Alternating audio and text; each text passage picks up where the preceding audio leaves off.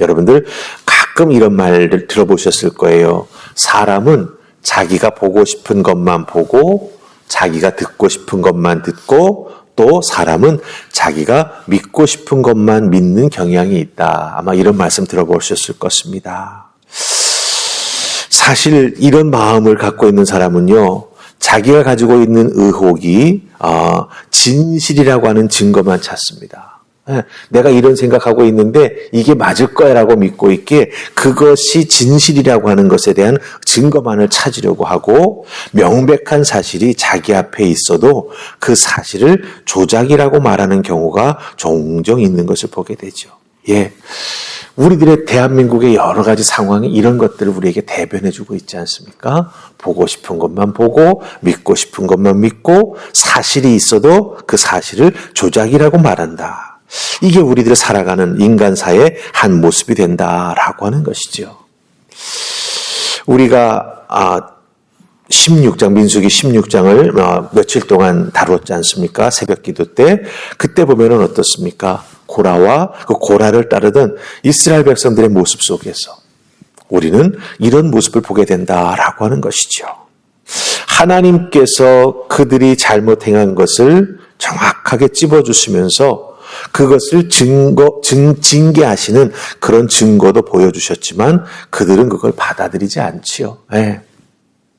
그래서 하나님은 이같이 반복되는 하나님 앞에서의 불순종을 끝내시기를 위해서 더 이상 이스라엘 백성들이 상하는 것을 너무 마음 아파하셔서 이스라엘 백성들 모두가 부인할 수 없는 확실한 증거를 보여주심으로 말미암아 모세에 대해서 아론에 대해서 그것이 결국은 하나님에 대한 도전인데 그와 같은 것들을 끊어버릴 수 있도록 정확하게 말씀하시고 그 증거를 보여주시려고 하는 것이 바로 오늘 17장 말씀에 나온다라고 하는 것입니다.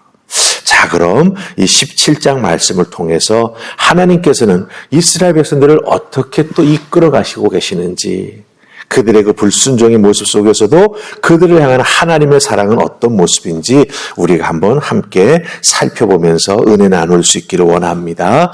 자, 우리 17장에서 먼저 살필 말씀은 2절 말씀 읽으시고 5절 말씀으로 갑니다. 중간에 있는 3, 4절은 읽지 않고 2절과 5절만 읽습니다. 자, 2절 찾으셨죠? 자, 우리 먼저 2절 말씀 읽습니다. 시작.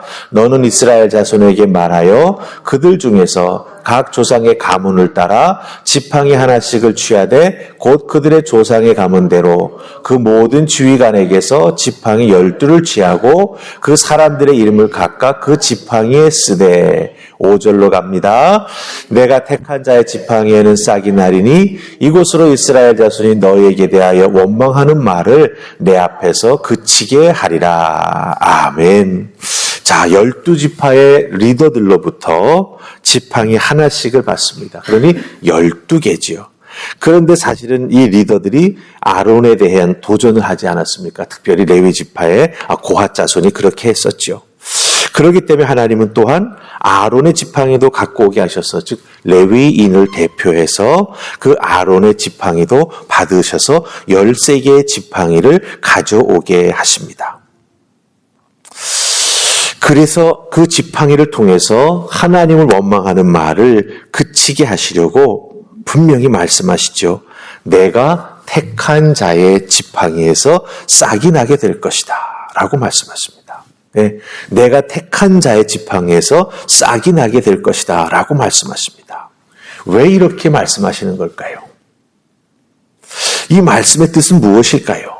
예, 하나님을 섬기는 것, 특별히 그 섬김을 통하여 이스라엘 백성들 앞에서 영적인 지도자가 되는 것은 인간인 내가 취해서 되는 것, 인간인 내가 그 자리를 만들어서 그것이 이루어지는 것이 아니라 하나님께서 선택해 주시고 하나님께서 그 자리를 주셔야만 그 모든 것이 가능하다라고 하는 것을 보여주시기 위해서 내가 선택한 자의 지팡이에서 싹이 날 것이다 라고 말씀하십니다. 예, 아론의 지팡이 이스라엘 백성들이 늘 보아왔던 것입니다. 각 지파의 우두머리들이 사용했던 지팡이 늘 그들이 짚고 다니던 것이었습니다. 그 지팡이에는 생명력이 없습니다. 말라 비틀어버린 나무인 것이죠. 그런데 그 지팡이 나무를 하나님 앞에 갖고 오게 하시면서 내가 선택한 자의 지팡이에서 싹이, 즉 거기에서 생명이 움틀 것이라고 말씀하시는 것을 우리가 보게 된다라고 하는 것이죠. 증거기 앞에 두게 하신 13개의 지팡이, 그것은 곧 하나님 앞에 두는 것입니다. 하나님께서 선택을 직접 하셔서 그 직접 하나님이 선택하시는 모든 과정을 이스라엘 백성들이 보고 이런 과정을 통해서 하나님 선택하셨구나라고 하는 것을 보여주시는 것이죠. 그들의 눈에 증거를 딱딱딱딱 심어 보여주시는 것이 된다라고 하는 것입니다. 자, 이렇게 해 주셨습니다. 그럼 그 결과가 이제 어떻게 될까요? 우리 10절과 12절 말씀 함께 읽으십시다. 10절과 12절입니다. 우리 같이 읽습니다. 자, 시작. 여호와께서 또 모세에게 이르시되 아론의 지팡이는 증거궤 앞으로 도로 가져가서 거기 간직하여 반역한 자에 대한 표징이 되게 하여 그들로 내게 대한 원망을 그치고 죽지 않게 할지니라. 12절로 갑니다. 이스라엘 자손이 모세에게 말하여 이르되 보소서 우리는 죽게 되었나이다. 망하게 되었나이다. 다 망하게 되었나이다. 아멘. 자, 우리가 10절 12절을 읽었습니다. 그럼 그 중간에 무슨 일이 있었습니까? 오로지 아론의 지팡이에서만 싹이 나고 꽃이 피고 아예 살구 열매까지 맺혔다라고 말씀하고 있습니다. 어디에서? 8절에서. 즉 하나님은 아론의 지팡이를 선택하신 것이죠. 하나님은 아론을 선택하셨습니다. 그래서 그 증거가 되는 아론의 지팡이를 어떻게 하러 가시죠? 증거궤 앞에 두어서 증거를 삼으라라고 말씀하십니다.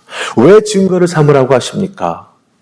그 쌍난, 거기에 살구 열매가 맺혀 있는 그 아론의 지팡이를 증거 삼아서 이스라엘 백성들이 더 이상 하나님에 대한 원망을 하지 않게 하시고 하나님에 대해서 원망하게 되면 그 대가를 치르게 되지 않습니까? 그래서 그 죽지 않게 하려고 하나님은 증거를 남겨두시는 겁니다. 그런데 여러분들, 이스라엘 백성들이 그 모습을 보면서 어떻게 반응하지요?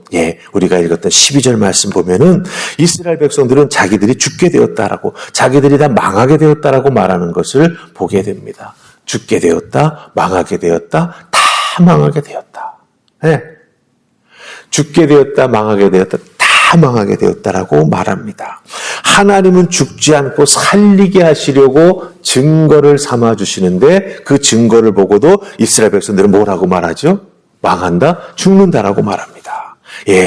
이와 같은 하나님께서 보여주시는 명백한 증거 앞에서도 그들은 보고 싶은 것, 듣고 싶은 것, 믿고 싶은 것만 취해서 자기들이 보고 듣고 믿는다라고 하는 거예요. 여러분들, 이런 모습의 신앙생활은 결코 본인에게 유익하지 않습니다. 그런 믿음으로 신앙생활을 해 나아가면 은혜를 은혜로 받지 못합니다. 아론의 쌍난 지팡이를 보면서 하나님이 왜 이 일을 자신들 앞에서 그렇게 하셨는지, 그 일을 통해서 드러나는 하나님의 성품과 마음을 보아야 합니다.